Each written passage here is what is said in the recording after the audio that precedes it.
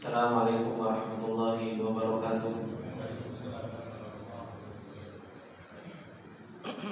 Innal hamdalillah nahmaduhu wa nasta'inuhu wa nastaghfiruh wa na'udzu billahi min shururi anfusina wa min sayyiati a'malina. May yahdihillahu fala mudilla lahu wa may yudlil fala hadiya lahu. Asyhadu an la ilaha illallah wahdahu la syarika lah wa asyhadu anna Muhammadan abduhu wa rasuluh. Salawatullahi wa salamuhu alaihi wa ala alihi wa sahbihi wa man tabi'ahum bi ihsanin ila yaumiddin. Ya ayyuhalladzina amanu taqullaha haqqa tuqatih wa la tamutunna illa wa antum muslimun. Ya ayyuhalladzina amanu taqullaha wa qulu qawlan sadida yuslih lakum a'malakum wa yaghfir lakum dhunubakum wa may yuti'illaha wa rasulahu faqad faza fawzan 'azima. Amma ba'du, fa inna asdaqal hadits kitabullah wa khairal hadi hadi Muhammadin sallallahu alaihi wasallam wa syarrul umuri muhdatsatuha fa inna kulla muhdatsatin bid'ah wa kulla bid'atin dhalalah wa kulla dhalalatin finnar. Allahumma la ilma lana illa ma 'allamtana innaka antal alimul hakim. Allahumma arzuqna ilman nafi'an wa rizqan thayyiban wa 'amalan mutaqabbalan. Allahumma 'allimna ma yanfa'una wa zidna ilma. Rabbi shrah li sadri wa yassir li amri wahlul 'uqdatam min lisani yafqahu qawli. Rabbi zidna ilma warzuqna fahma. Ikhwani fillah rahimani wa rahimakumullah jami'an. Alhamdulillah, puji dan syukur kita panjatkan kepada Allah Subhanahu wa taala atas segala nikmat yang Allah Subhanahu wa taala berikan kepada kita semua. Dan alhamdulillah Allah Subhanahu wa taala memberikan taufiknya kepada kita serta pertolongannya kepada kita semua, sehingga pagi yang berbarokah ini Allah Subhanahu wa taala masih memberikan kesempatan kepada kita untuk kita bisa duduk bermajelis ilmu, saling mengingatkan di antara kita pentingnya persiapan sebelum memasuki bulan Ramadan. Ikhwani fillah rahimani wa rahimakumullah jami'an. Kita telah membahas tentang persiapan untuk bertaubat kepada Allah Subhanahu wa taala sebelum kita memasuki bulan Ramadan yang sepantasnya bagi diri kita untuk kita senantiasa kembali kepada Allah Subhanahu wa taala, membersihkan hati-hati kita dan bertaubat kepada Allah Subhanahu wa taala, meminta ampun kepada Allah Subhanahu wa taala.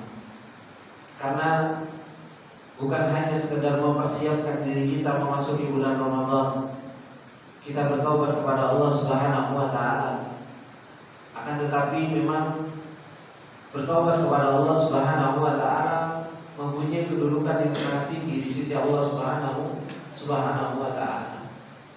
Orang-orang yang mereka bertaubat kepada Allah Subhanahu wa taala menunjukkan bagaimana seseorang itu betapa butuhnya kepada Allah. Betapa seorang itu merasa bahwasanya dirinya adalah seorang hamba yang banyak berbuat dosa, banyak kekurangan di dalam ketaatan kepada Allah Subhanahu wa taala, kurang di dalam syukurnya kepada Allah Subhanahu wa taala, dan di dalam mengagungkan Allah Subhanahu wa taala. Begitu pula bertaubat kepada Allah Subhanahu wa taala akan menjadikan seseorang itu tinggi di sisi Allah Subhanahu wa taala kedudukannya. Bahkan Allah Subhanahu wa taala akan mencintainya. Allah Subhanahu wa taala senang ketika ada seorang hamba itu bertobat kepada Allah Subhanahu wa taala. Kemudian, ikhwani fillah rahimani wa rahimakumullah jami'an. Kenapa kok kita harus bertobat kepada Allah Subhanahu wa taala? Beliau mengatakan anna taubata sababun fi mahwi dhunubi wal ma'asi allati tuzkiru kahilal 'abdi wa tuhjibu qalbahu 'anillahi ta'ala. Karena kalau seseorang itu bertobat kepada Allah Subhanahu wa taala, itu adalah merupakan sebab Allah Subhanahu wa taala menghapuskan dosa-dosa kita, dosa-dosa dari maksiat kita, yang dimana dosa-dosa dan telah kita lakukan tersebut memberatkan punggung seorang hamba, memberatkan punggung seorang hamba. Dan dosa-dosa kepada Allah Subhanahu wa taala itu menghalangi antara hatinya dari Allah Subhanahu wa taala. Ini dosa yang kita lakukan akan terus memberatkan punggung kita dan menghalangi seseorang itu dari Allah Subhanahu wa taala. Kemudian dosa-dosa tersebut juga tuhjibu anil ladzati wa tuma'ninati fi ta'atihi wa anil farhi was sururi bi qurbihi. Dosa yang dilakukan oleh seorang hamba itu senantiasa akan menghalangi seseorang dari merasakan lezatnya, nikmatnya ketaatan kepada Allah Subhanahu wa taala, senangnya seseorang di dalam beribadah kepada Allah Subhanahu wa taala, begitu pula dekatnya seseorang kepada Allah Subhanahu wa taala. Terhalangi dari itu semua. Wa tukabbiru qalbahu wa jawarihahu anil musara'ati fi mardatihi. Begitu pula dosa yang dilakukan oleh seorang hamba itu akan memborgol hati seseorang atau akan mengikat hati seseorang. Begitu pula anggota badannya dari bersegera di dalam ketaatan kepada Allah Subhanahu wa taala. Ini sebab dari dosa yang dilakukan oleh seorang hamba. Bayangkan ketika seseorang melakukan dosa kepada Allah Subhanahu wa taala, melakukan kemaksiatan kepada Allah Subhanahu wa taala, betapa banyak athar yang dia dapatkan dari dosa yang dia lakukan. Badannya berat untuk melakukan ketaatan kepada Allah Subhanahu wa taala, hatinya terhalangi dari kenal sama Allah Subhanahu wa taala, dari nikmatnya beribadah, nikmatnya dekat dengan Allah Subhanahu wa taala. Bahkan hatinya dan anggota badannya terbelenggu dari melakukan ketaatan kepada Allah Subhanahu wa taala. Ini akibat dari perbuatan dosa. Oleh karena itu hendaknya seseorang itu apa? Bertobat kepada Allah Subhanahu wa taala. Kalau kita mau memasuki bulan Ramadan, bulan yang Allah Subhanahu wa taala muliakan, bulan yang di dalamnya banyak sekali ketaatan kepada Allah Subhanahu wa taala, kemudian dosa masih banyak sekali di diri kita. Akhirnya apa? Berat bagi kita untuk melakukan ketaatan. Hati kita pun berat untuk melakukan ketaatan kepada Allah Subhanahu wa taala dan berat untuk kenal dengan Allah Subhanahu wa taala. Dan ini yang dikatakan di dalam hadis Rasulullah sallallahu alaihi wasallam. An Abi Hurairah radhiyallahu ta'ala anhu qala Rasulullah sallallahu alaihi wasallam, "Anna al-'abda idza akhta'a khati'atan nukitat fi qalbihi nuqtatun sauda." Kata Rasulullah sallallahu alaihi wasallam, kalau seorang hamba dia melakukan satu saja kesalahan, akhta'a khati'atan, maka kata Rasulullah sallallahu alaihi wasallam, nukitat fi qalbihi nuqtatun sauda, ada diberi satu titik di dalam hatinya dengan titik yang hitam. Orang melakukan satu kemaksiatan kepada Allah, satu kesalahan kepada Allah Subhanahu wa taala, itu akan diberi satu titik hitam di dalam hatinya. Fa idza huwa naza'a wastaghfara suqila qalbuhu. Kalau seseorang dia melepaskan kesalahan tersebut, meminta ampun kepada Allah Subhanahu wa taala dari kesalahan tersebut, maka apa? Suqila qalbuhu. Itu sinnya atau ganti shad. Sin atau ganti shad. Karena dalam hadis yaitu suqila pakai shad. Maka hatinya akan diperbaharui. Hatinya akan diperbaharui lagi oleh Allah Subhanahu wa taala dan akan dibersihkan dari nuqtatun sauda tersebut, dari titik hitam tersebut. Wa in ada, kalau dia kembali melakukan kesalahan, zida fiha hatta ta'lu qalbahu. Kalau dia terus mengulangi kesalahan, terus mengulangi dosa yang dia lakukan, terus dia mengulangi kemaksiatan yang dia kerjakan, maka akhirnya apa? Ditambahkan titik hitam tersebut sampai tertutup hatinya dengan tinta hitam tersebut, dengan titik hitam tersebut. Wa huwa ar-ranul ladzi dzakarallah, itu adalah ron, yaitu titik hitam yang akan menutup hati seseorang. Yang Allah Subhanahu wa taala katakan, kalla bal rana ala qulubihim ma kanu yaksibun. Sekali-kali tidak, bahkan itu adalah merupakan ron yang dimana tidak di atas hati-hati mereka karena apa yang mereka telah berbuat. Semakin banyak kita berbuat maksiat, semakin banyak kita melakukan kesalahan, semakin hitam hati kita. Sampai Rasulullah SAW mengatakan, kalau seseorang hatinya sudah hitam, hatinya sudah banyak sekali kemaksiatan kepada Allah Subhanahu wa taala, la ya'rifu ma'rufan wa la yunkiru munkar. Enggak tahu mana yang ma'ruf, mana yang munkar, enggak tahu. Mana yang baik, mana yang benar, enggak kenal. Enggak bisa membedakan. Yang baik dikira munkar, yang munkar dikira baik. Kenapa? Hatinya enggak kenal sama Allah. Hatinya enggak tahu mana kebaikan, enggak tahu mana yang lebih penting bagi dia untuk melakukan, yang harus dia kerjakan dalam ketaatan kepada Allah Subhanahu wa taala, dan akhirnya jadi orang bingung. Sudah jelas-jelas di depannya ada ketaatan, masih saja bingung, nggak tahu apa yang harus dia kerjakan. Kenapa? Hatinya tertutup. Hatinya tertutup oleh perbuatan-perbuatan yang dia lakukan dari kemaksiatan kepada Allah Subhanahu wa taala. Dikatakan oleh Ibnu Qayyim rahimahullah taala, inda dzikrihi li ba'dil uqubati allati rattabaha Allah Subhanahu wa taala ala dzunub. Dikatakan oleh Ibnu Qayyim rahimahullah taala, ketika beliau menyebutkan sebagian balasan-balasan yang Allah Subhanahu wa taala berikan kepada orang-orang yang berbuat maksiat, apa kata Ibnu Qayyim rahimahullah taala? Wa minha hijabul qalbi an rabbi fid dunya. Ini yang paling bahaya, ikhwan. Yang paling bahaya ketika kita banyak berbuat maksiat dan kita tidak bertobat kepada Allah Subhanahu wa taala, Allah Subhanahu wa taala menutup hati kita dari Allah di dunia. Kok kita enggak kenal sama Allah Subhanahu wa taala? Kita enggak bisa kenal dengan Allah Subhanahu wa taala, kita enggak bisa mengagungkan Allah Subhanahu wa taala, kita enggak tahu hak-haknya Allah Subhanahu wa taala. Ini yang paling bahaya. Kalau seandainya seseorang berbuat maksiat, diberi balasan sama Allah Subhanahu wa taala dengan balasan langsung, mungkin sakit, ini jauh lebih ringan. Mungkin kalau seseorang berbuat maksiat, hartanya hilang, ini jauh lebih ringan. Kenapa?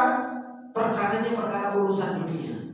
Tapi kalau seseorang berbuat maksiat yang dihukum sama Allah Subhanahu wa taala, hatinya dijadikan hatinya mati, dijadikan hatinya keras, dijadikan hatinya gak kenal sama Allah Subhanahu wa taala, terhijab dari Allah Subhanahu wa taala.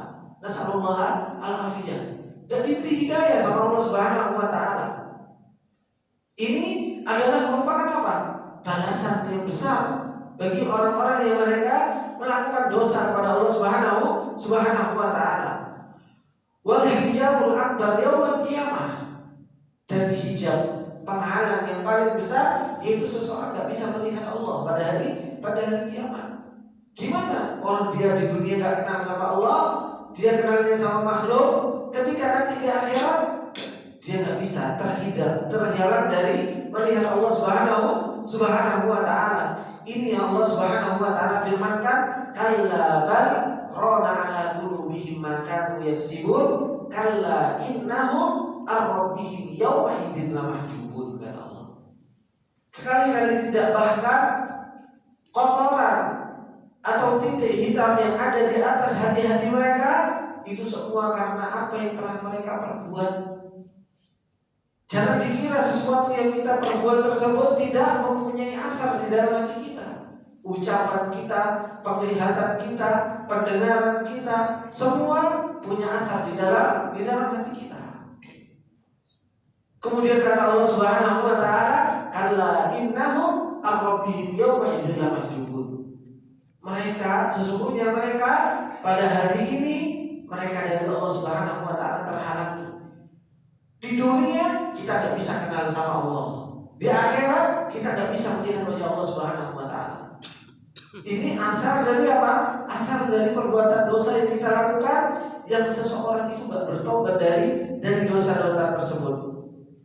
Famana'athum adz-dzunubu, maka menghalanginya yaitu perbuatan dosa, ayyaqta'ul masafata bainahum wa baina qulubihim, terhalangi dari itu semua, yaitu hati-hati mereka, yaitu terhalang antara dirinya dengan hatinya. Meskipun hati ini milik kita, atau bisa, kita semua bisa ngatur hati kita.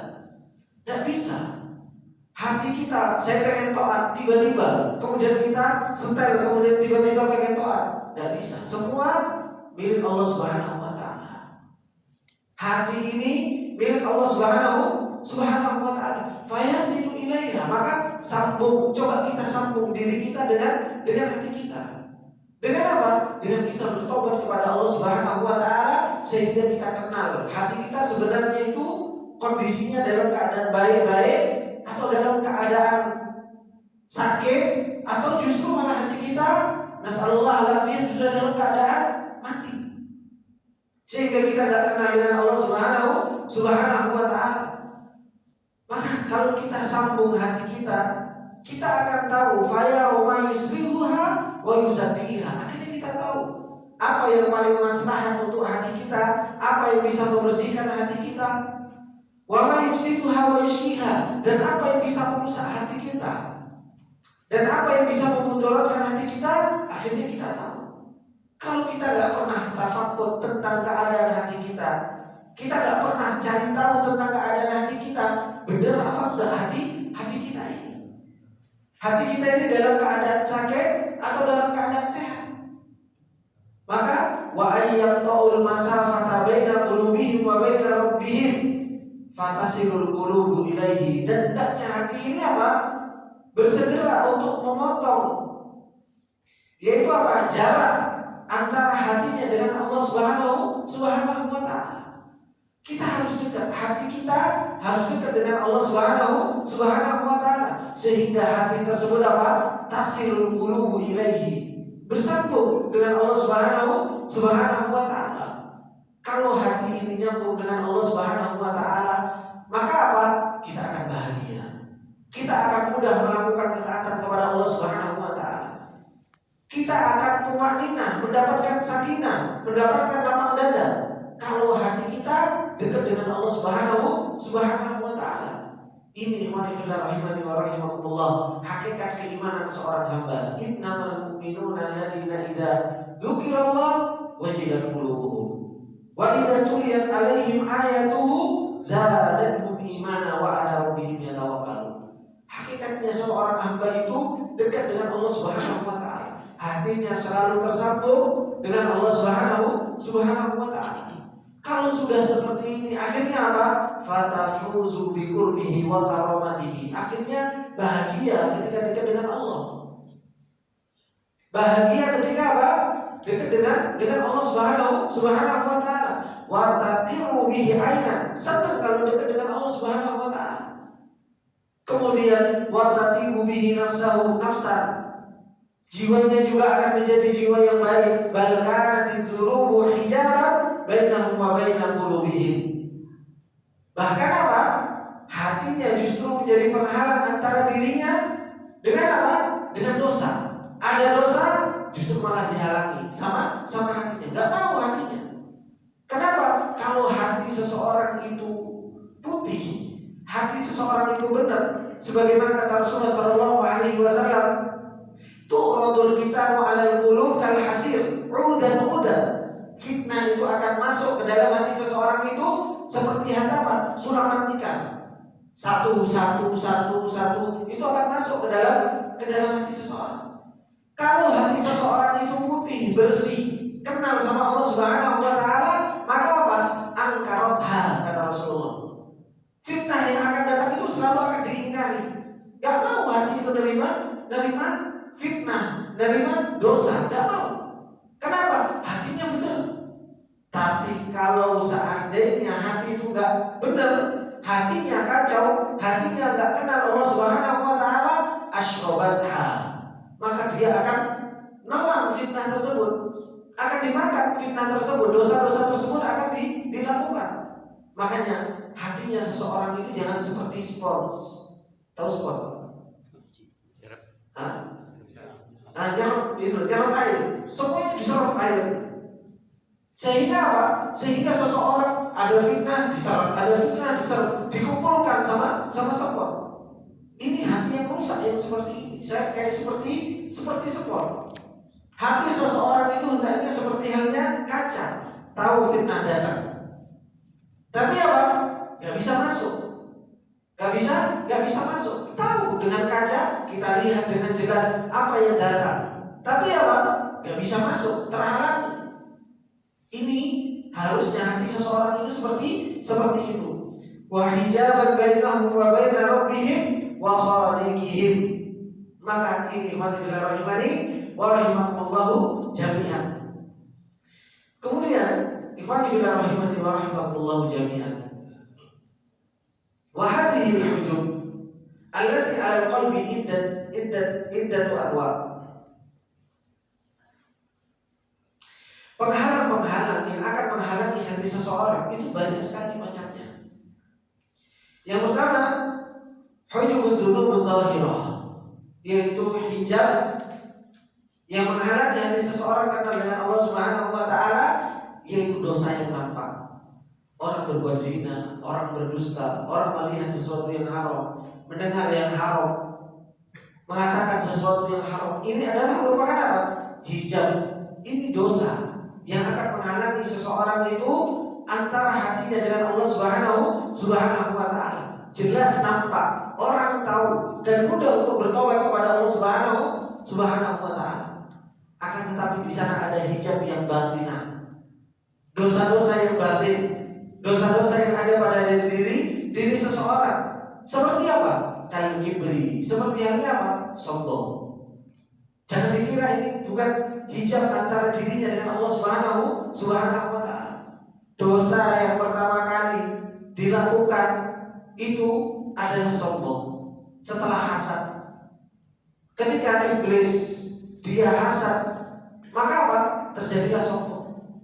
Terjadilah sombong. Gak mau sujud kepada Nabi Adam alaihissalam. Sombong ini yang paling bahaya. Merendahkan orang lain, menganggap orang lain itu jauh lebih rendah dari dirinya, merasa bahwasanya dirinya Allah yang bertakwa, merasa dirinya adalah orang yang lebih tinggi. Akhirnya apa?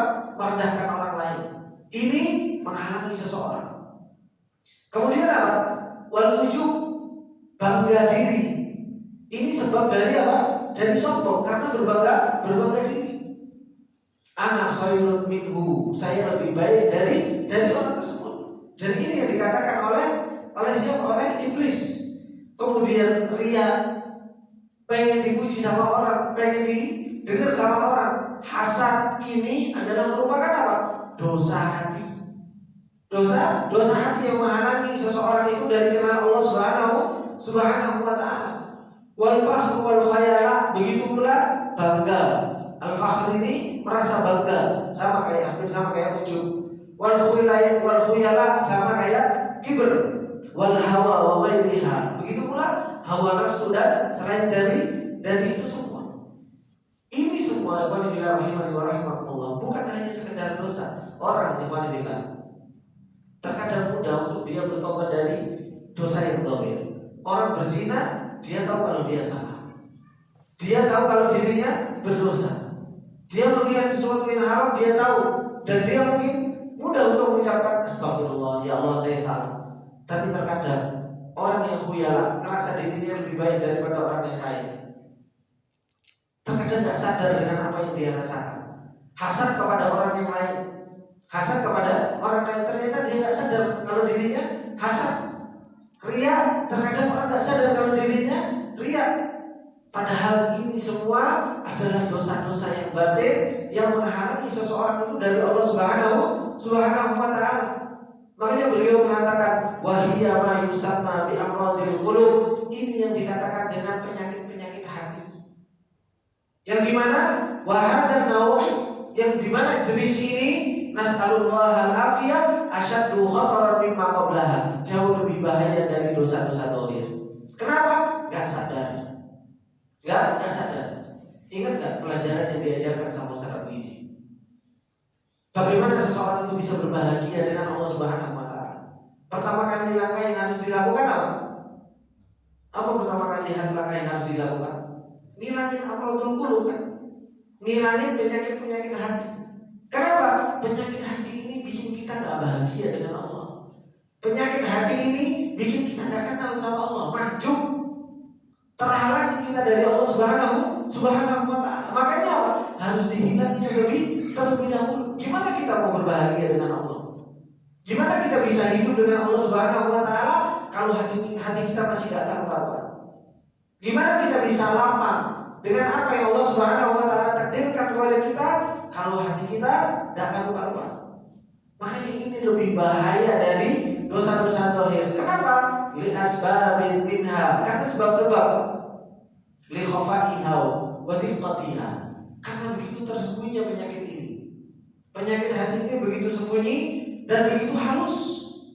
Faqad la yashurul mar'u biha, terkadang seseorang itu gak merasakan dengan penyakit ini.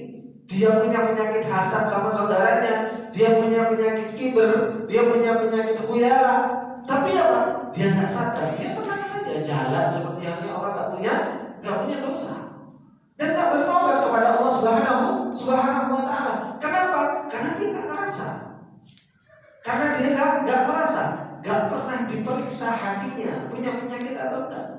Kan beda kalau penyakit badan. Penyakit badan paling kita check up setiap 6 bulan sekali, paling enggak 3 bulan sekali check up, dari jantung, dari ginjal, dari semuanya kita check up sehat apa enggak. Tapi untuk ngecek urusan hati kita, hatiku penyakitan enggak ya? Saya punya hasad enggak sih sama orang? Saya iri enggak sih sama orang? Pernah merendahkan orang enggak? Ini yang harus betul-betul sering kita check up. Banyak orang itu enggak sadar diri dan enggak sadar kalau punya penyakit hati. Wa ma'amururi zamani tusbihu khalqan wa taba'anahu, terkadang bersamaan dengan zaman akhirnya apa? Penyakit ini jadi tabiatnya dia. Gampang merendahkan orang, gampang nyakiti orang, gampang untuk dia merasa pengen dipuji sama orang. Akhirnya menjadi apa? Khalqan wa taba'an, menjadi tabiat dia dan menjadi kebiasaan dia. Ini yang paling bahaya. Kalau sudah apa? Kalau penyakit riya, kibar, hasad, sum'ah, kemudian mengikuti hawa nafsunya, kemudian ujub, menjadi apa? Menjadi tabiat dia. Karena dia gak pernah sadar kalau itu penyakit. Akhirnya jadi sebuah kebiasaan. Ini yang paling bahaya. Kalau apa? Kalau ini sudah menjadi kebiasaan. Awalnya dia gak suka untuk dipuji, awalnya dia gak senang untuk ditinggi-tinggikan. Tapi lama-lama ketika ditinggikan enak, dipuji kok enak, kemudian disanjung-sanjung kok enak, akhirnya apa? Kebiasaan dengan hal tersebut, akhirnya seseorang tidak melakukan sesuatu kecuali apa? Supaya dipuji sama orang, pengen disanjung sama orang, pengen dilihat sama orang. Kenapa? Menjadi sebuah kebiasaan. Karena sudah merasakan apa? Nikmat disanjung, nikmat dipuji, nikmat dilihat sama orang lain. Gak pernah direndahkan sama orang lain. Merasakan nikmat, berada di kedudukan tersebut, akhirnya menjadi sebuah tabiat. Ini yang paling bahaya. Fayuzawiluha fi hayatihi duna taharruj, dhannan minhu annahu akhlaqun jubil 'alaiha. Akhirnya dia menghilangkan dari dirinya dalam kehidupannya itu begitu sulit. Bahkan dia ngerasa bahwasanya apa? Oh, ini akhlak yang sudah Allah ciptakan untuk dirinya. Akhlak yang Allah ciptakan untuk dirinya. Padahal bukan. Itu penyakit yang menimpa pada diri seseorang. Wahiyya fil haqiqati amradun musiba biha. Pada hakikatnya itu adalah merupakan penyakit yang menimpa orang tersebut. Ini kenapa kok bahaya? Penyakit hati yang harus betul-betul kita periksa. Kemudian yang kedua, kenapa kok lebih bahaya daripada dosa yang zahir? Anna ba'dun nas qad yashuru bi hadhihi al-amradil qalbiyyah walakinnahu la yakirru bidzalika. Terkadang ada orang punya penyakit ini, tapi apa? Dia nggak merasa punya penyakit ini. La yakirru biha. Dia merasa nggak punya penyakit ini. Bal yusammiha biwali ismiha. Bahkan dia les, dikasih nama dengan nama yang lain. Fayusammil ujub. Mereka ngasih nama ujub dengan nama apa? Ajilu busyrul mu'min. Oh, ini kan kebahagiaan mukmin yang disegerakan, gitu. Kebahagiaan mukmin yang disegerakan ketika dia merasa bahwa sendiri, wah, aku lebih alim daripada antum. Anak lebih banyak ibadahnya daripada antum. Antum jangan ujub karena mentang-mentang ada orang yang puji, kemudian kita katakan jangan sampai ujub. Nah, ini kebahagiaan muslim yang disegerakan. Padahal pada hakikatnya ujub. Dia punya penyakit hati tersebut, tapi justru apa? Ngeles. Gak bisa dia mengatakan Rabbana dzalamna anfusana. Gak bisa. Gak bisa merendahkan diri di hadapan Allah Subhanahu wa taala.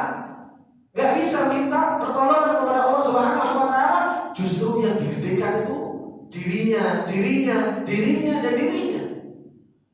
Ketika punya penyakit tersebut, ngeles, ujub, dikatakan nama ajilu busyrul mu'min. Oh, ini kebahagiaan muslim yang disegerakan. Gak apa-apa, memang aku tinggi. Dan memang Rasulullah mengatakan kalau dipuji sama orang, oh, itu kan kebahagiaan muslim yang disegerakan. Ini bahaya. Kasih nama penyakit dengan nama yang lain. Ini paling bahaya. Akhirnya seseorang tertipu. Antum saja nggak mau kan Pak ditipu, Pak. Penyakitnya pilek dibilangnya sinus, gitu kan? Ya, dikira ini padahal penyakitnya bahaya, sinus. Sama dokter dibilang apa? Oh, enggak apa-apa, penyakitnya pilek. Paling minum Panadol sembuh. Padahal harus punya perhatian khusus. Ini kan namanya apa? Membahayakan. Penyakitnya ginjal, oh enggak apa-apa, itu cuma sakit punggung, masuk angin. Mau nggak seperti itu ketika urusan dengan urusan tauhid? Nggak mau. Karena apa? Karena itu butuh treatment khusus. Giliran penyakit hati, ini bahaya ujub. Bunda, ini ajilu busyrul. Ini kan cuma kebahagiaan seorang mukmin yang disegerakan. Kenapa kok seperti ini? Gitu. Dikasih nama dengan nama yang lain. Kemudian wal ghiratu minal akharin, yaitu apa? Iri dengan yang lain. Iri dengan yang lain. Dia mengatakan apa? Hamiyatul lidin wa ghiratun alaihi. Oh, ini karena apa? Karena ini iri dengan urusan agama. Jadi enggak apa-apa. Terus dikasih nama dengan nama yang lain, padahal hasad sama yang lain. Pengen yang lain itu apa? Hilang nikmat dari dirinya. Begitu pula hasad, dikasih nama apa? Tanafus, berlomba-lomba.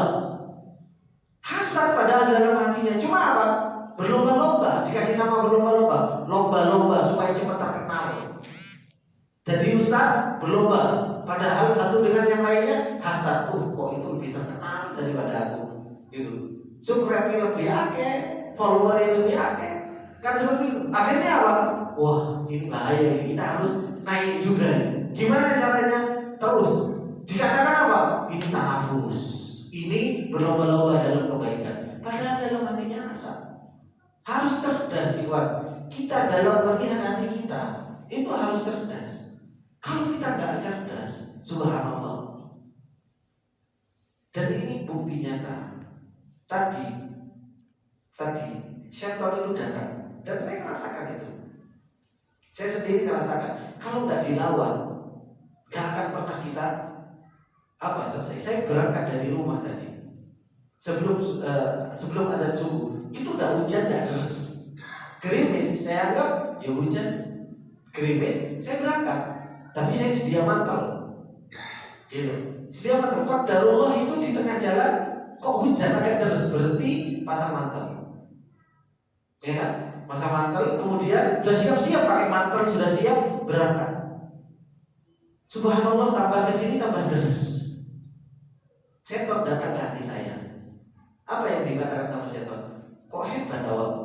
Hujan-hujan berangkat ke PKI. Kok ya diliburkan sholat di Mutiara Insani? Oh, udan. Setan ngasih subhan, gitu. Kalau kita nggak lawan, akhirnya apa? Oh iya, ternyata aku hebat ya. Kan seperti itu. Itu kita harus betul-betul bisa merendahkan diri kita dan harus tahu, oh ini pintu setan. Kalau kita nggak lawan, maka apa? Ya kita akan katakan tanafus. Oh ini kan berlomba-lomba. Hal-hal yang seperti itu sedikit. Kalau kita nggak cerdas melihat pintu setan di mana akan menjatuhkan kita, di situ setan akan menjatuhkan kita. Sama seperti yang antum duduk di majelis ilmu seperti ini, tadi hujan-hujan datang, masya Allah, kok ternyata softnya sedikit. Anak termasuk di antara as-sabiqunal awwalun ini, gitu kan? Yang lainnya nggak datang, cemen, gitu kan seperti itu. Kalau kita nggak lawan hal-hal seperti itu, maka apa? Bahaya setan masuk. Itu penyakit hati, Pak. Dan setan itu masuk ke dalam hati seseorang, lembut. Begitu mudahnya setan masuk ke dalam diri seseorang untuk membuat hati seseorang ujub, untuk membuat hati seseorang itu apa? Bangga diri, untuk membuat hati seseorang itu merasa bahwa dirinya adalah orang hebat. Enggak. Kalau bukan karena pertolongan Allah, kalau bukan Allah yang gerakkan, kalau bukan Allah yang memberi taufik, tidak bakalan kita bisa duduk bermajelis ini. Ini harus kita sadari. Dan kita harus cerdas melihat setan itu masuk dari sisi mana dan mau rusak dari sisi mana. Kalau tidak, terus-terusan kita akan apa? Akan termudah diombang-ambingkan sama setan. Hati kita begitu mudah dicuri sama setan. Akhirnya apa? Oh iya ya. Dan terus seperti itu. Dan ini warahmatullahi jami'an. Perlu kita cerdas melihat semua ini.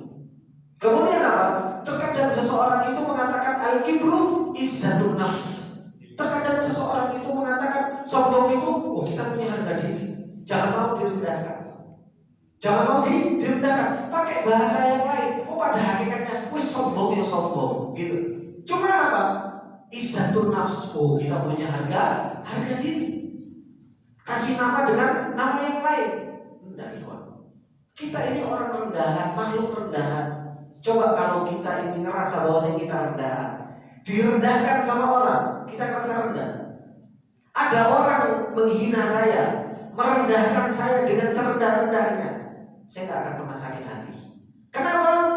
Oh saya tahu kalau saya rendahan, nggak usah kamu rendahkan, saya juga udah tahu kalau saya rendahan. Terkadang kita itu direndahkan sama orang lain dan kita sakit hati. Kenapa? Karena kita ngerasa bahwasanya saya itu punya harga diri, saya itu tinggi harganya, gak mau direndahkan, sakit hati. Tapi kalau seseorang itu direndahkan dengan serendah-rendahnya dan tahu kalau dirinya rendah, dia gak akan pernah sakit hati. Coba Rasulullah SAW, kurang mulia Rasulullah SAW, direndahkan sama kaumnya dengan apa? Majnun kue mau gendeng, dikatakan mau gendeng. Balas Rasulullah SAW. Nah, dikatakan Rasulullah penyihir, sahir. Balas Rasulullah SAW. Enggak. Kenapa? Rasulullah SAW mengajarkan kepada kita tahu hakikat dirinya dan gak sakit hati Rasulullah. Kalau kita punya kedudukan, udah usah punya kedudukan kayak Rasul, punya kedudukan di masyarakat, kemudian kita dibilang, "Woi, wong gendeng," kira-kira sakit hati kita? Oh sakit hati, gitu. Kalau bisa besok gak tak kasih sodako orang yang kayak gini, kan seperti itu. Kalau saya sukses gak tak kayak gini. Siapa suruh bilang saya gendeng? Tapi enggak. Rasulullah SAW kepada orang yang menghina, kepada orang yang menyakiti, antum tulaqo. Ketika Rasulullah sudah berada di atas, justru Rasulullah mengatakan apa? Antum tulaqo, kalian semua bebas. Dan gak ada rasa sakit hati di dalam hati Rasulullah SAW. Gak ada rasa pengen balas dalam hati Rasulullah SAW. Kenapa? Hatinya benar. Ini yang perlu kita contoh, teman-teman. Kalau kita punya hati yang benar, hati yang bersih, hati yang lapang, gak punya kiber, gak punya hasad, gak punya iri, gak punya ria, gak punya sum'ah, Allahu Akbar. Kita jalan di atas muka bumi itu nikmat. Kenal sama Allah, melihat sesuatu, oh iya, ini ingat sama Allah. Ngelihat sesuatu ingat sama Allah. Ngelihat sesuatu ingat sama Allah. Ketika kita direndahkan, ingat sama Allah Subhanahu wa Ta'ala, memang aku adalah makhluk yang rendah. Ini akhirnya seseorang itu akan mudah berjalan di atas muka bumi dengan lapang. Makanya bahaya penyakit hati ini, karena memang dia itu apa? Khofa, tersembunyi dan ngeras, dan manusia sering nggak ngerasa kalau punya penyakit hati. Kemudian yang kedua apa? Sebagian manusia memberi nama penyakit hati ini dengan nama-nama yang lain. Kemudian yang ketiga, kenapa kok bahaya sakit hati ini? Yang harus kita banyak bertobat darinya. Anna amradul qulubi hiya fil haqiqah jadurun fil qalbi lidururi dhahirah tahudduha wa tu'ajjijuha. Bahwasanya penyakit hati ini pada hakikatnya itu akar di dalam hati untuk melakukan dosa-dosa yang nampak. Akarnya itu dari penyakit hati. Akar dari dosa-dosa zahir itu akarnya dari penyakit hati. Dan penyakit hati ini tamudduha wa tu'ajjijuha, dia akan terus membentangkan maksiat-maksiat yang zahir dan terus apa? Tu'ajjijuha, yaitu menggerakkan dosa-dosa zahir. Dia terus akan menggerakkan, membentangkan penyakit-penyakit apa? Penyakit-penyakit zahir. Jadi akarnya itu di dalam hati. Fakullama tabal abdu minad dzambi ada ilaihi. Tatkala seorang hamba itu tobat dari penyakit dosa zahir, maka dia akan kembali. Kenapa? Oh, akarnya masih ada. Akarnya masih ada. Kalau akarnya itu masih ada, dia akan terus balik. Li'anna jidrad dzambi wa aslahu ma zala mawjudan fil qalbi. Akar penyakit itu masih ada dalam hati. Ya, dosa-dosa zahir itu akan terus ada. Karena masih muncul. Walau zalal aslu lazalal farq. Tapi kalau penyakit hati ini dihilangi, penyakit hati akarnya kita cabut dalam hati seseorang, maka apa? Maka penyakit-penyakit zahir, dosa-dosa zahir itu akan hilang. Kenapa? Karena asalnya itu sudah kita cabut. Tapi kalau akarnya ini masih ada, terus kita akan berbuat maksiat zahir. Terus kita akan berbuat maksiat zahir. Kita nggak kenal sama Allah, itu penyakit hati. Karena kita nggak kenal sama Allah Subhanahu wa Ta'ala, akhirnya apa? Mudah bermaksiat. Nggak kenal sama Allah, nggak punya rasa takut kepada Allah, nggak punya cinta kepada Allah Subhanahu wa Ta'ala, itu kan penyakit. Nah, kalau kita pengen maksiat hilang, maka apa? Sembuhkanlah penyakit hati itu. Cinta sama Allah, takut sama Allah, kenali Allah Subhanahu wa Ta'ala. Maka apa? Penyakit-penyakit zahir itu akan hilang. Maksiat-maksiat zahir itu akan menjadi hilang. Fahiya tushbihu a'malul qulubi nisbah li ta'ati adh-dhahirah. Maka penyakit hati ini menyerupai amalan-amalan hati kalau dibandingkan dengan apa? Amalan-amalan zahir. Amalan-amalan zahir itu akan muncul kalau ada amalan hati, sama. Penyakit-penyakit zahir akan muncul kalau ada penyakit-penyakit hati. Ini wa'alaikumsalam rahimani wa rahimakumullah jami'an. Maka ini yang harus betul-betul kita perhatikan. Sebelum kita mau masuk Ramadan, kita bertobat dari apa? Dosa-dosa yang zahir. Kan kita lebih sering terasa kalau kita melakukan dosa zahir. Kalau dosa hati jarang kita merasa kalau kita punya dosa tersebut. Kayaknya tenang-tenang saja, santai-santai saja. Padahal apa? Itu adalah dosa yang paling bahaya. Dosa yang paling bahaya. Kemudian termasuk di antara hal yang harus kita perhatikan, yaitu apa? An-taubah. Kenapa kita harus bertaubat? Sababun bi'idznillah fi daf'il bala'i wal kawarithi wal masaibi wal hurubi wal murubi wal tisharil amrad wal awbi'ah wa ghala'il as'ar wa ghairiha qabla wuqi'iha. Taubat itu adalah merupakan sebab dengan izin Allah untuk apa? Menolak bala. Jadi tolak bala jangan pakai jimat, Pak. Tolak bala itu pakai apa? Pakai taubat, pakai istighfar. menghilangkan seseorang itu dari musibah, begitu pula dari kesusahan, dari peperangan, bersebarnya penyakit-penyakit. Kemudian apa? Tingginya harga. Ya kan? Bapak-bapak, ibu-ibu kan sudah mulai pusing gitu. Duh, ndong regane telur peluru. Ada istri saya bilang, "Mas, telur tambah mahal." Gitu. Piro regane? 32, Mas. Yo, akeh-akeh tobat. Ya. Bukan yo tak tambahin duit, enggak, tapi apa? Banyak taubat kepada Allah Subhanahu wa taala. Beras naik, telur naik, semuanya kok naik. Bagaimana cara kita mengatasinya? Banyak taubat kepada Allah Subhanahu wa taala. Karena apa? Itu sebabnya. Kalau kita nggak banyak taubat, kita banyak dosa. Sebabnya itu Pak. Akhirnya segala sesuatu naik. Ini yang terjadi. Makanya ketika Rasulullah SAW ditanya tentang gharul as'ar, kok ini kok banyak, kok harga-harga tinggi? Bukan kita saja yang terjadi pada zaman kita. Zaman dulu para salafus saleh juga terjadi sama. Gharul as'ar itu terjadi. Harga-harga naik. Apa kata Allah Subhanahu wa taala? Kata Rasulullah, pertama, kuatkan keyakinan, tawakal kepada Allah. Allah yang kasih rizki, dicukupkan sama Allah Subhanahu wa taala. Kedua, perbanyak istighfar, perbanyak taubat kepada Allah Subhanahu wa taala. Kenapa? Karena gharul as'ar, naiknya harga-harga itu disebabkan karena dosa dan maksiat yang dilakukan oleh seorang hamba. Bukan karena pemerintah, Pak. Kita yang disalahkan kalau naik ini pemerintah saja yang didemo. Kita nggak pernah lihat diri kita gitu. Oh iya, ternyata saya banyak dosa, sehingga ada kenaikan, ada terus naik, ada seperti ini. Yang kita salahkan terus apa? Kan pemerintah terus gitu kan.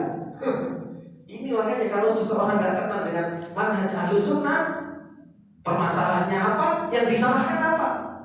Tapi kalau seseorang itu kenal, tahu dengan permasalahan dan tahu manhaj Ahlussunnah, apa yang terjadi permasalahan? Oh, permasalahan ini. Akhirnya apa? Jalan keluarnya Allah dan Rasulnya sudah kabarkan. Bertobat kepada Allah Subhanahu wa taala. Kemudian apa? Warafuha ba'da wuqu'iha. Allah akan angkat kalau sudah terjadi itu. Dengan bertobat kepada Allah Subhanahu wa taala, sawaun ala mustawal afrad awil mustama, baik itu individual ataupun secara bermasyarakat, akan diangkat sama Allah. Bala, penyakit, kesusahan, kemudian apa? Tersebarnya penyakit, tingginya harga, dan selain dari itu semua, kembali banyak bertobat kepada Allah Subhanahu wa taala. Sebagaimana yang Allah Subhanahu wa taala firmankan, "Falaula kanat qaryatun amanat fanafa'aha imanuha illa qauma Yunus lamma amanu kasyafna anhum adzabal khizy fil hayatid dunya wa matta'nahum ila hin." Kata Allah Subhanahu wa taala, "Falaula kanat qaryatun amanat fanafa'aha imanuha." Maka seandainya di situ ada sebuah qarya, ada sebuah kampung yang dia beriman dan bermanfaat imannya. Gitu. Kaumnya Nabi Yunus itu sudah berdoa, "Ya Allah, hancurkan apa? Hancurkan kaumku." Karena sudah tak beriman. Ternyata apa? Illa qauma Yunus lamma amanu. Ketika Nabi Yunus malah pergi, malah dia beriman kepada Allah Subhanahu wa taala. Ya Allah, ampuni ya Allah. Adab sudah mau diturunkan, tidak sido, tidak jadi. Kenapa beriman? Masa Allah Subhanahu wa taala menghadap orang yang beriman? Justru malah yang diuji sama Allah siapa? Nabi Yunus sendiri. Justru malah ditelan sama ikan, kan seperti itu. Sedangkan kaumnya justru malah apa? Justru malah beriman. Adab yang mau diturunkan sama Allah Subhanahu wa taala, kasyafna anhum adzabal khizy fil hayatid dunya wa mata'nahum ilaih. Justru malah diberi kelonggaran sama Allah Subhanahu wa taala. Dikatakan oleh Ibnu Katsir rahimahullah taala, fa idza ma ja'alu ila Allah wastaghathu bihi wa tadarru lahu wastakanu wa ahdaru atfalahum wa dawabahum wa mawashiyahum was'alullaha ta'ala ayyarfa'a anhumul adab alladhi andarahum bihi nabiyuhum fa indaha rahimahullahu wa kashafa anhumul adaba wa ukhiru. Tatkala Nabi Yunus sudah pergi dari kaumnya, mereka beriman. Akhirnya apa? Ja'aru ilallah, mereka balik kepada Allah, minta sama Allah, kemudian mengemis, tadarru, wastakanu, hingga akhirnya mereka minta sama Allah, mengemis sama Allah Subhanahu wa taala, dan subhanallah dihadirkan anak-anak mereka, dihadirkan apa? Binatang-binatang mereka. Ya Allah, minta sama Allah Subhanahu wa taala. Daripada diadab sama Allah, mereka bertobat kepada Allah, minta sama Allah, bawa anak-anak mereka, kemudian bawa tunggangan-tunggangan mereka, hewan-hewan mereka.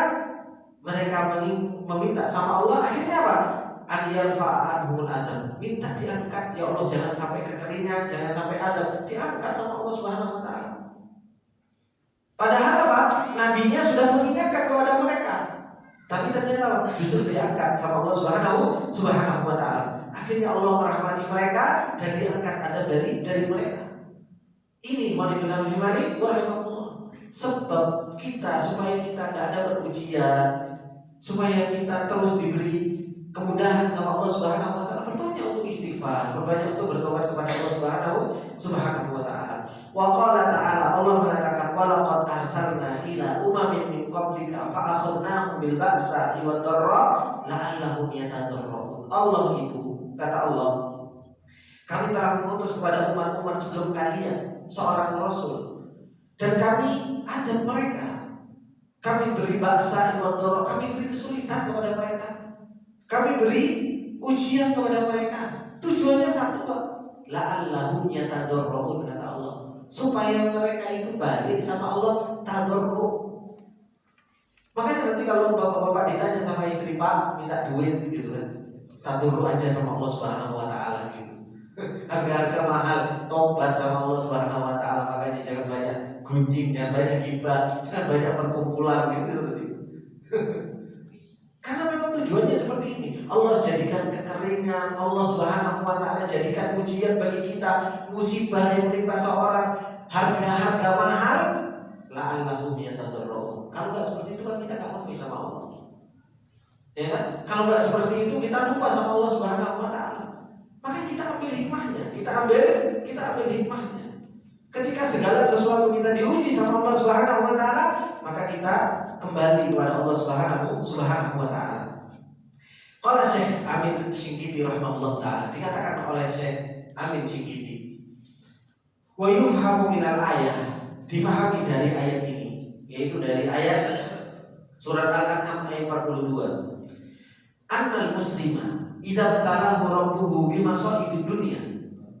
Kalau seorang muslim diuji sama Allah dari perkara-perkara dunia, min amradin, dari sakit, au masaibin, atau musibah-musibah, fil amwal, di harta, awil ju, atau kelaparan, au nahwi dalika, atau selain dari itu, maka apa? An yatadarru'a ila rabbih jalla wa ala, hendaknya seseorang itu balik kepada Allah, tadarru, ngemis, minta sama Allah Subhanahu wa taala, kembali kepada Allah Subhanahu wa taala, supaya apa? Liyuzila anhu dzalika, supaya Allah menghilangkan musibah, ujian yang menimpa seorang hamba. Ini walillahi rahimani wa rahimakumullah jami'an. Terkadang kita enggak sadar kalau ujian yang Allah Subhanahu wa taala berikan kepada kita itu karena Allah sayang. Allah itu pengen kita balik. Makanya Rasulullah mengatakan, innallaha idza ahabba qauman ibtalahum. Allah itu kalau senang sama seorang hamba itu diuji sama Allah Subhanahu wa taala. Diuji sama Allah Subhanahu wa taala, kembali disuruh ingat kembali pada Allah Subhanahu wa taala. Oleh karena itu, ikhwan fillah rahimani wa rahimakumullah jami'an, kehidupan kita, perjalanan kita di dunia ini harus betul-betul kita kembali kepada Allah, bertobat kepada Allah Subhanahu wa taala. Terutama kita mau masuk bulan Ramadan. Kita mau masuk bulan Ramadan, mau kenal sama Allah Subhanahu wa taala, justru malah kok kita malah sibuk dengan urusan dunia kita. Kenapa? Rego-rego nambah kerjanya, tambah matang, kan seperti itu. Malah kerjanya yang disuruh tambah kencang gitu, bukan tadarruhnya yang tambah kencang. Tadarruhnya harusnya tambah kencang. Kemudian beliau menutup wa fi nihayati hadzal mawdu', penutup dari pembahasan bertobat kepada Allah Subhanahu wa taala, al-muhim, yang penting ini, tajdiru al-isyaratu ila syurutit taubah. Maka sepantasnya untuk kita berbicara tentang masalah syurut taubah, yaitu syarat bertobat kepada Allah Subhanahu wa taala. Yang pertama, maka fi hakillah, kalau itu berkaitan dengan hak Allah, maka syaratnya ada 3, yaitu apa? Al-iqla'u anil dzunub, berhenti dari dosa tersebut. Kalau kita punya dosa zahir, punya dosa yang batin, berhenti. Hasadnya berhenti, irinya berhenti, riyanya berhenti, ujubnya berhenti, berhenti semuanya. Kemudian yang kedua apa? An-nadam ala fi'lihi, nyesel. Bukan hanya berhenti. Kalau berhenti tapi nggak nyesel, akhirnya apa? Aku berhenti tapi aku bangga. Aku sudah pernah kayak gini. Anak pernah diskotik, anak pernah ini, anak pernah ini, anak pernah ini. Ini maksiat, bukannya malah nyesel, malah dibangga-banggakan. Betapa banyak orang bangga kalau pernah jadi orang nakal, ya kan? Harusnya jadi orang nakal itu jangan bangga, sedih, nyesal begitu. Nah, ini syaratnya. Maka apa? Yang pertama berhenti. Yang kedua apa? Nyesel. Kemudian yang ketiga, al-azmu ala adami auzabilai, punya keinginan yang kuat untuk tidak kembali, untuk tidak kembali.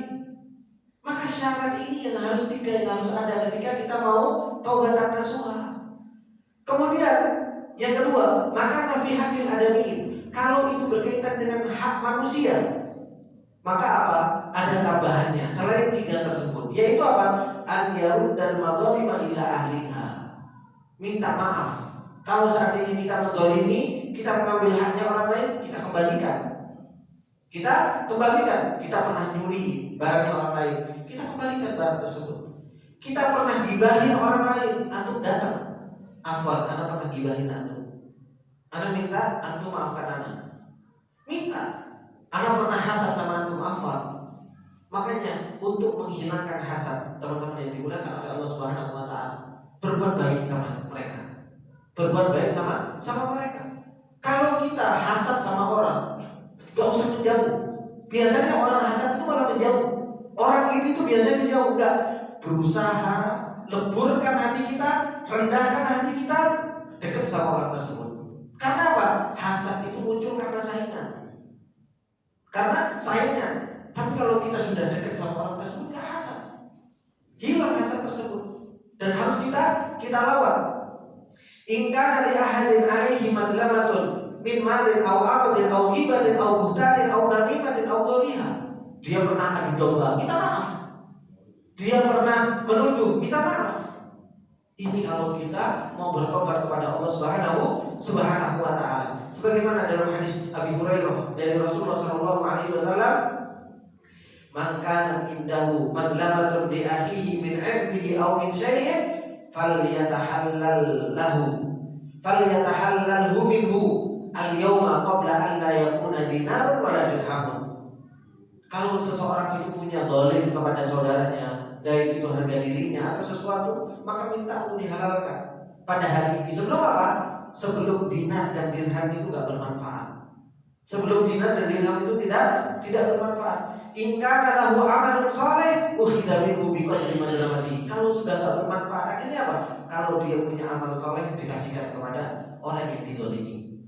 Wa illam yakul lahu hasanah, kalau dia tidak punya kebaikan, ukhidha min sayyi'ati sahibi fahumila alaihi. Kalau ternyata dia tidak punya kebaikan, dosanya orang yang dizalimi diambil, dipindahkan kepada orang yang menzalimi. Ini yang paling bahaya. Makanya Rasulullah mengatakan di dalam sebuah hadisnya, atadruna manil muflis. Kamu tahu tak orang-orang yang merugi? Para sahabat menjawab, mal dinar wa la dirham ya Rasulullah. Orang yang tidak punya dinar, orang yang tidak punya dirham. Bukan. Tapi orang yang muflis itu dia datang pada hari kiamat, atabi sholatin wa zakatin wa wuku'in, dia datang dengan kebaikan-kebaikan yang banyak. Tapi apa? Zalama hada wa daraba hada wa syatama hada. Dia mukul ini, dia nuduh ini, dia mencela ini, dia gibahin pula. Akhirnya apa? Diambil kebaikannya sampai habis kebaikannya. Sudah habis, ternyata masih banyak lagi. Permasalahan dia dengan orang. Dosanya orang dipindahkan ke dia. Akhirnya dia masuk dalam neraka. Padahal di dunia apa? Dia melakukan amal soleh, ngaji, melawan ketaatan, taklim, tapi gak bisa jaga mulutnya, gak bisa jaga hatinya, gak bisa jaga tangannya. sering mendolimi orang lain. Ini warahimani warahimakumullah jami'an. Bahaya kita punya dosa terhadap anak Adam atau kepada manusia yang lain. Kemudian syarat yang ketiga yaitu apa? Antakuna taubah fi waqtil muhlah, yaitu taubat di waktu yang masih ada waktu taubat. Kapan itu? Qabla ghargharah, yaitu sebelum kita mau meninggal. Ghargharah. Kalau sudah nyawa itu sudah di sini, sudah melihat malaikat, ya Allah taubat, gak manfaat. Gak manfaat. Dan itu yang terjadi pada Fir'aun. Ketika Fir'aun itu sudah mau tenggelam, apa yang dikatakan oleh Fir'aun? Inni amantu bi Rabbi Musa wa Harun. Aku beriman terhadap Rabbnya Musa dan Harun, tapi gak bermanfaat. Kenapa? Sudah ghargharah. Sudah nyawanya sudah berada di kerongkongannya. Kemudian apa? Qabla tulu'i syamsi min maghribiha, sebelum matahari terbit dari barat. Makanya nanti kalau sudah matahari terbit dari barat, tiba-tiba manusia kaget, bingung, tobat sama Allah, tapi la yanfa'u, gak bermanfaat. Makanya Allah Subhanahu wa taala mengatakan di dalam ayatnya, hal yanzuruna illa an ta'tiyahumul malaikatu aw ya'tiya rabbuka aw ya'tiya ba'du ayati rabbik. Yauma ya'ti ba'du ayati rabbika la yanfa'u nafsan imanuha lam takun amanat min qablu aw kasabat fi imaniha khairan. Qul intajiru Allah. Ketika mereka menunggu malaikat datang, menunggu Allah, atau menunggu sebagian dari ayat Allah. Kalau sebagian ayat Allah itu sudah datang, la yanfa'u nafsan imanuha, tidak bermanfaat imannya sudah. Kecuali apa? Kecuali iman yang sebelumnya, yaitu munculnya matahari dari arah barat. Ini ikhwan fillah rahimani wa rahimakumullah jami'an. Sedikit yang bisa kita ambil penyempurna pembahasan kita bertobat kepada Allah Subhanahu wa taala. Ternyata bertobat kepada Allah Subhanahu wa taala saja kita butuh 3 kali pertemuan untuk benarkan tobat kita menjadi taubatan nasuha, menjadi tobat yang shadiq, menjadi tobat yang jujur. Kemudian kita mudah untuk bertobat kepada Allah, dan dosa-dosa apa yang harus kita bertobat kepada Allah Subhanahu wa taala. Semoga pertemuan-pertemuan kita ini menjadikan kita punya ilmu yang bermanfaat yang bisa kita amalkan sebelum kita masuk ke dalam bulan Ramadan. Bersihkan diri kita. Hati kita punya dosa sama Allah, hilangkan. Hasad sama orang lain, hilangkan. Iri sama orang lain, hilangkan semuanya. Sudah, semuanya ikhwan, semuanya saudara. Tidak ada lagi tukaran, tidak ada lagi saling benci dalam hati. Dosa-dosa yang dohir kita tinggalkan semuanya. Saya mau masuk ke bulan Ramadan, saya pengen ringan tubuh saya untuk beribadah kepada Allah Subhanahu wa taala. Pengen masuk ke dalam bulan Ramadan, saya pengen nikmat beribadah kepada Allah, dekat dengan Allah Subhanahu wa taala. Itu semua bisa kita rasakan kapan? Kalau kita bertobat kepada Allah Subhanahu wa taala. Semoga ini bermanfaat bagi kita semua. Apabila ada benarnya itu datangnya semata-mata dari Allah Subhanahu wa taala. Apabila ada salahnya itu datangnya dari saya pribadi, dan saya minta maaf atas segala kesalahan dan khilafan. Subhanallah wa bihamdika asyhadu an la ilaha illa anta astaghfiruka wa atubu ilaik. Wassalamualaikum warahmatullahi wabarakatuh. Waalaikumsalam.